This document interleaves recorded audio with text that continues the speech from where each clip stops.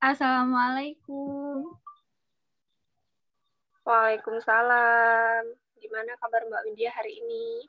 Alhamdulillah baik, Bu. Bagaimana kabar Ibu hari ini? Alhamdulillah, saya pun sehat. Alhamdulillah ya, kita bisa ketemu di Zoom seperti ini. Setelah kemarin merencanakan jadwal yang sedikit susah mengaturnya. Ya, Bu.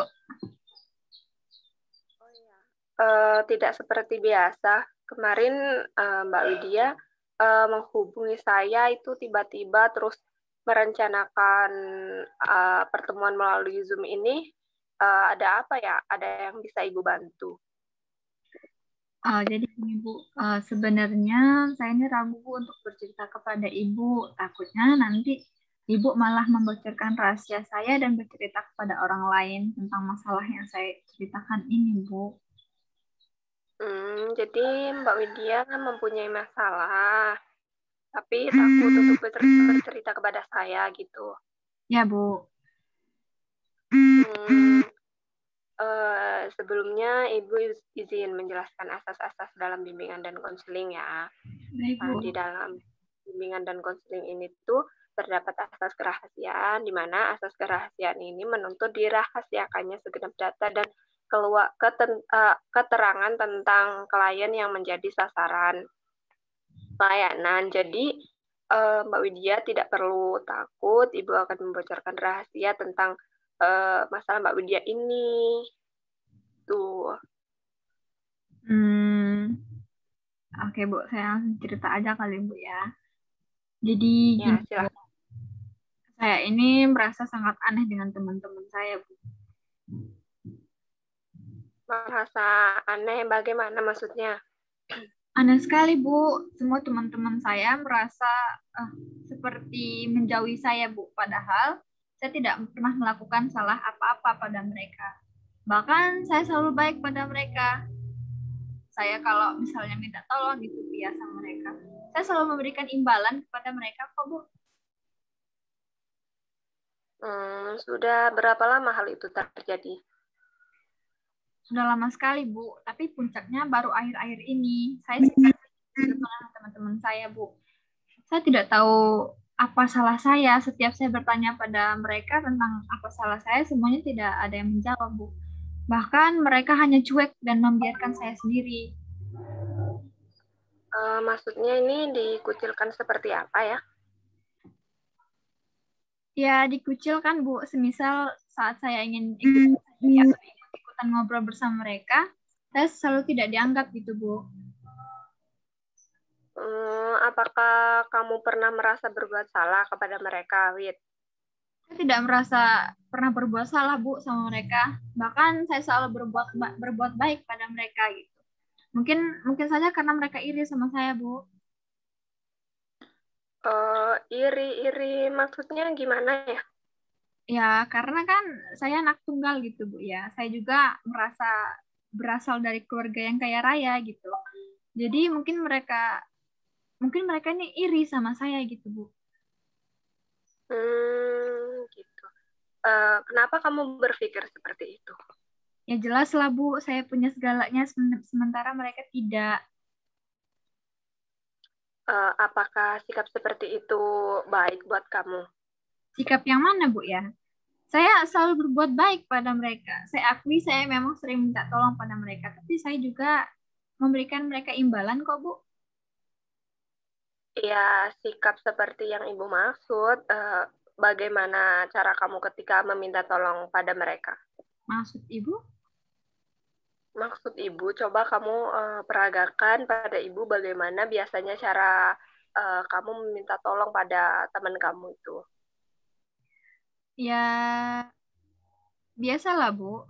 Kalau ada yang mau memfotokopi makalah, saya akan bilang sama mereka, sekalian ya, fotokopikan saya satu, itu kan biasa, Bu, ya. Terus saya juga bilang, saya juga suka minta tolong pada teman-teman dekat saya untuk membawakan tas saya.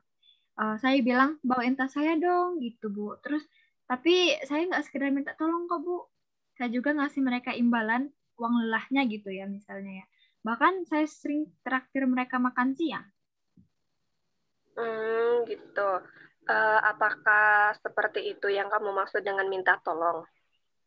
Di rumah juga setiap saya minta tolong seperti itu, Bu. Itu kan biasa, Bu, seperti apa yang saya lakukan di rumah. Maksud Ibu, apakah kamu minta tolong tanpa kata tolong bisa dikatakan sebagai permintaan bantuan? Tapi biasanya di rumah saya selalu minta tolong seperti itu, Bu. Tidak ada yang protes kok. Gini, coba kamu bayangkan seandainya kamu yang dimintai bantuan oleh teman kamu atau orang lain. Orang lain tersebut misalnya ingin minta tolong pada kamu untuk membawakan tasnya.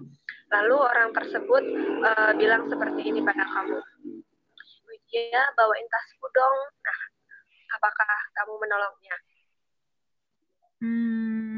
Tidak, Bu. Saya mungkin akan berpikir berkali-kali terlebih dahulu untuk menolongnya. Walaupun dia itu sahabat saya sendiri, Bu. Nah, sekarang misalkan kamu mau menolongnya, setelah kamu menolong temanmu itu, kamu diberi imbalan berupa uang atau imbalan lainnya. Apa kamu yang rasakan pada saat itu? Saya merasa seperti pembantunya, Bu. Nah, itu yang dirasakan oleh teman-teman Widya. Sebenarnya uh, mereka ini hanya ingin kamu berubah, tidak lagi bersikap seperti yang kamu tunjukkan selama ini.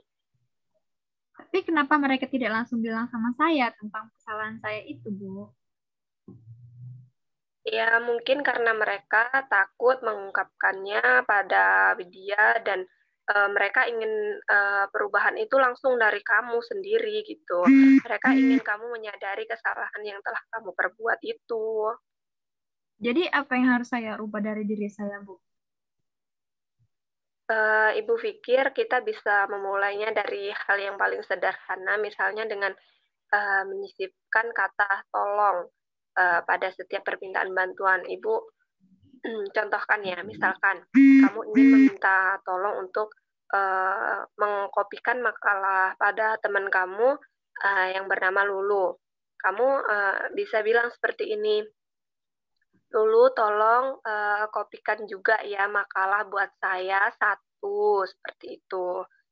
Sekarang coba kamu peragakan. Misalkan ibu adalah temanmu, kamu ingin ibu membantumu untuk mengambilkan buku pustaka yang kamu pinjam. Nah, bagaimana cara kamu minta tolong pada ibu? Gimana ya, Bu? Saya misalkan ibu adalah teman saya yang bernama Rani ya, Bu ya. Mungkin seperti ini. Ran, saya tidak sempat ke pustaka hari ini. Bisa tolong saya mengembalikan satu buah buku pustaka ini? Seperti itu, Bu ya. Bagus sekali, itu. Nah, seperti itu yang ibu maksud. Nah, kemudian satu lagi, pada saat kita minta tolong pada orang lain, orang tersebut tidak selalu menginginkan imbalan berupa materi, tapi dengan ucapan terima kasih yang tulus itu sudah cukup. Oh, gitu ya, Bu. Baiklah, Bu. Saya akan mencoba merubah sikap saya tersebut. Oke, bagus itu, Widya. Kapan kamu akan memulai merubahnya? Nanti setelah konseling ini selesai, Bu, jika saya ingin minta tolong pada teman saya ketika bertemu mereka nanti gitu, saya akan langsung memperagakan seperti yang Ibu contohkan tadi. Baiklah, Ibu tunggu bagaimana perubahannya. Sekarang bagaimana perasaan kamu setelah mengikuti konseling ini? Lumayan lah, Bu, meski saya belum mencoba yang telah kita peragakan tadi pada teman-teman saya, tapi saya merasa lega bahwa ternyata selama ini sikap saya menyebabkan saya tidak disukai oleh teman-teman saya, Bu. Oke. Ya, kapan kita bisa bertemu lagi untuk membicarakan perubahan yang telah kamu lakukan tersebut? Minggu depan saja, Bu. Bisa kan? Minggu depan, tepatnya kapan? Hari Senin, Bu, pada jam yang sama. Oh, baiklah, Ibu tunggu kamu minggu depan di apa untuk menghubungi Ibu ya. Terima kasih juga kamu sudah datang, kamu sudah menghubungi Ibu untuk melakukan konseling ini. Ya, sama. Baiklah, kalau gitu kita sampai di sini aja ya konselingnya. Ibu pamit dulu. Ya, Bu. Assalamualaikum. Waalaikumsalam warahmatullahi wabarakatuh.